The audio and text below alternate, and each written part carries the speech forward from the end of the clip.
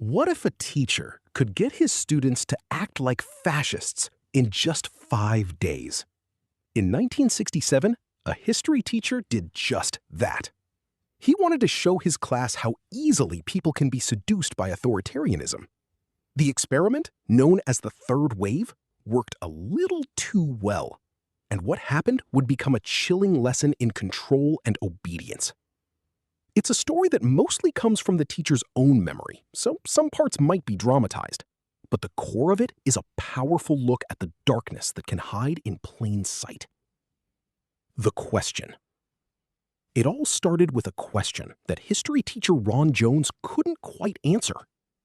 During a lesson on Nazi Germany at Cubberley High School in Palo Alto, California, a student asked him how the German people could have possibly claimed they didn't know about the atrocities of the regime. Jones felt that just talking about it wasn't enough, so he decided to show them instead.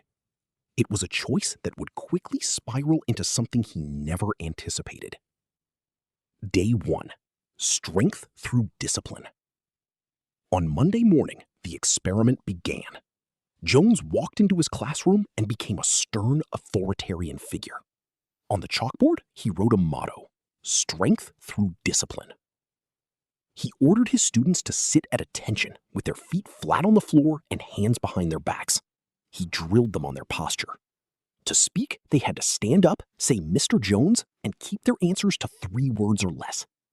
At first, it probably felt like a weird game, but the students complied.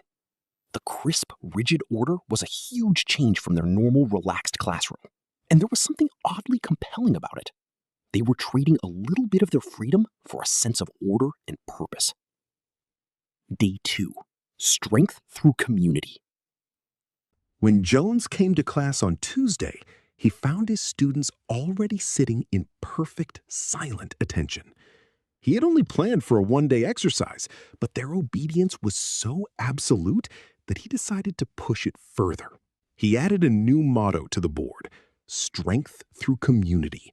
He gave their movement a name, the third wave. He told them the name was based on a belief among surfers that the third wave in a series is the strongest. Then he introduced a special salute, a cupped right hand raised to the shoulder, and told them to salute each other in and out of the classroom. Suddenly, they weren't just students anymore. They were a group, a unit. They had a name, a symbol, and a shared goal.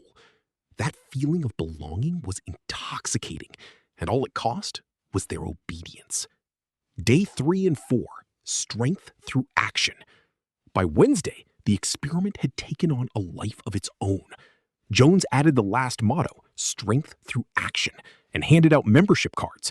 The single class of around 30 students had reportedly swelled as others clamored to join, with some accounts saying the movement grew to over 200 participants.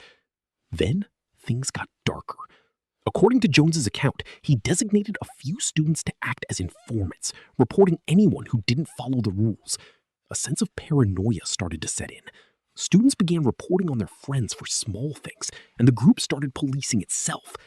The story goes that one student even volunteered to be Jones's bodyguard, worried that others might try to harm him. The line between a simulation and reality was getting very blurry very fast. Day 5. The revelation. By Friday, Jones knew the experiment had gone too far and he had to end it. He announced that the third wave wasn't just a class project, but part of a real, nationwide youth movement. He told them its national leader would be revealed at a special rally that day. Excited and full of fervor, the students packed into an auditorium. They chanted their mottos: strength through discipline, strength through community, strength through action. Jones turned on a television at the front of the room, and the students waited for their leader to appear. But the screen just showed static. After a few minutes of confused silence, Jones started to speak. He told them the truth. There was no leader. There was no national movement. It was all an experiment. He then showed them images of Nazi Germany, the rallies, the concentration camps. He explained that their behavior had mirrored the very conformity that allowed fascism to rise, telling them they were no better or worse than the Germans. They were just like them. Recollections from that day say the students were stunned into silence, with some crying as they realized how quickly they had complied. The third wave was never just about a single classroom. It was a mirror. It was a 5-day lesson in how the human desire for discipline, belonging, and action can be twisted. It showed that authoritarianism doesn't always show up with soldiers and flags.